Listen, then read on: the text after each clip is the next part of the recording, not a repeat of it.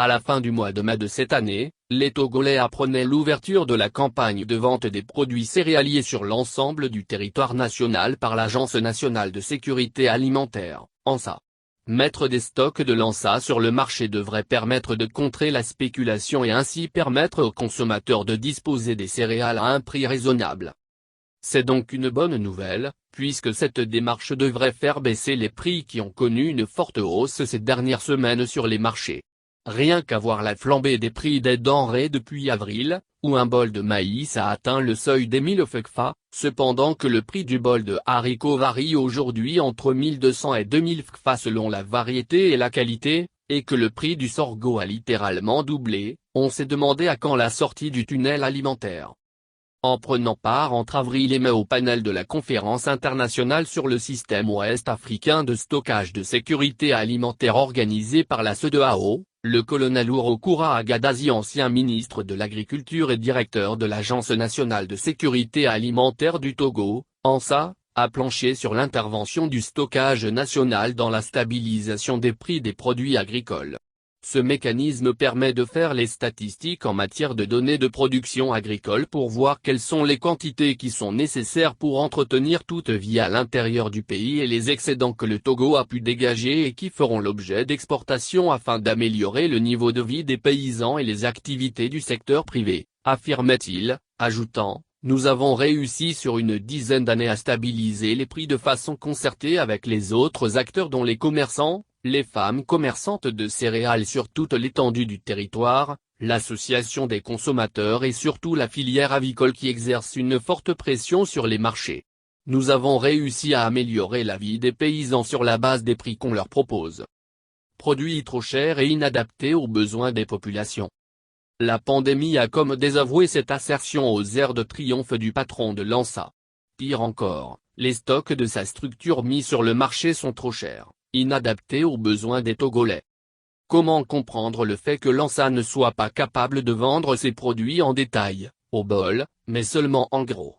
Quels sont les Togolais qui disposent d'assez de moyens pour s'offrir des sacs de 50 kg de maïs à 9,500 f.CFA?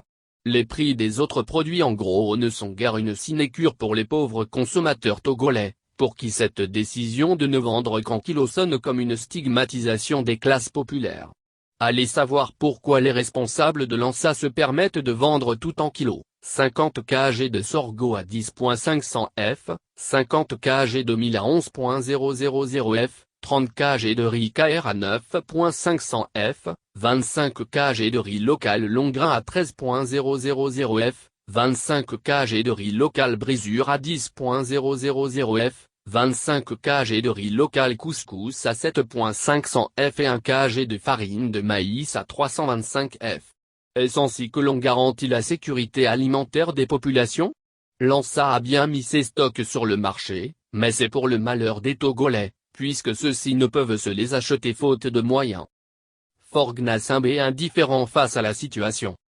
Face à cette décision impopulaire de l'ANSA qui n'amortit en rien le choc de la flambée des prix qui frappe de plein fouet de pauvres populations, Faure Gnassingbé était resté de marbre. Aussi curieux que cela puisse paraître, Faure Gnassingbé n'a pas levé le petit doigt pour calmer les ardeurs capitalistes de cette pieuvre d'ANSA. Le président togolais a mieux à faire, et pour démontrer qu'il n'a rien à cirer de la vie de ses concitoyens englués dans la misère, il s'occupe d'affaires qui n'ont rien à voir avec le mandat social dont il s'est lui-même fait l'apôtre. Quand rien ne va dans les familles, Faure prend ses aises sur le champ de tir d'Akaba, à Kébou, en savourant rondement la campagne de tir aux armes lourdes effectuée récemment dans cette localité.